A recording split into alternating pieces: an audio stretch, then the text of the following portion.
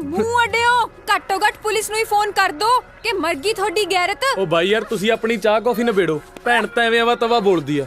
ਦੇਖ ਕੁੜੀਏ ਮੈਂ ਤੈਨੂੰ ਛੱਡ ਦੂੰ ਪਰ ਰਾਟ ਨਾ ਪਾਈ। ਪ੍ਰੀਤ ਕਮਲੀਏ ਭਾਈ ਆ ਮੇਰਾ। Thank you. ਓ ਮਾਰਦੀ ਓਏ ਮਾਰਦੀ ਓ ਕੁੜੀ ਧਈਏ, ਓ ਪਾ ਯਾਰ ਮਿੰਨਤਾਂ ਇਹਦੀਆਂ। ਮਾਰਦੀ। दीदी ना प्लीज रोला ना कर, पुलिस आ और ना जाएगी। चले तू। पुलिस आ जाएगी, रोला ना कर। देख गांव में सूखा पड़ रहा है, घर बर्बाद हो गए, फल फ्रूट कुछ भी खाने को नहीं बचा, भाई भतीजे सब भूख से रो रहे हैं, सारी फसलें बर्बाद हो गई, सारे पशु मर गए। झूठ नहीं बोल रहे, आंख में आंसू भी आने वाला ही है। ਸਾਲਾ ਕੋਈ ਥੋੜ ਟਿਕਾਣਾ ਨਹੀਂ ਵੇਖਦਾ, ਜਿੱਥੇ ਜੀ ਕਰਦਾ ਫੈਲ ਜਾਂਦਾ। ਮੈਂ ਕਰਦਾ ਤੱਕੜ ਸ਼ਾਹੀ ਵੱਡੇ ਫੁਕਰੇ ਦੀ ਸਾਲਾ ਫੁਕਰਾ। ਮੈਂ ਕਰਦਾ ਤੱਕੜ ਸ਼ਾਹੀ ਤੇਰੀ। ਸਾਲਾ ਉਹ ਹਟਦਾ ਨਹੀਂ ਸਾਲਾ। ਹੋ ਤੇਰੀ ਰੇਲਵੇ ਦੀ ਨੌਕਰੀ ਲੱਗੀ ਬਿੱਜੂਆ। ਹੋ ਪ੍ਰੀਤ ਤੇਰੀ ਰੇਲਵੇ ਦੀ ਨੌਕਰੀ ਲੱਗੀ। ਹੁਣੇ ਡਾਇਰੈਕਟਰ ਸਾਹਿਬ ਦੇ ਆਫਿਸ ਤੋਂ ਆ ਰਿਹਾ। ਉਹ ਕਿੱਲ ਕੱਢਤਾ ਤੈਂਦਲਾ।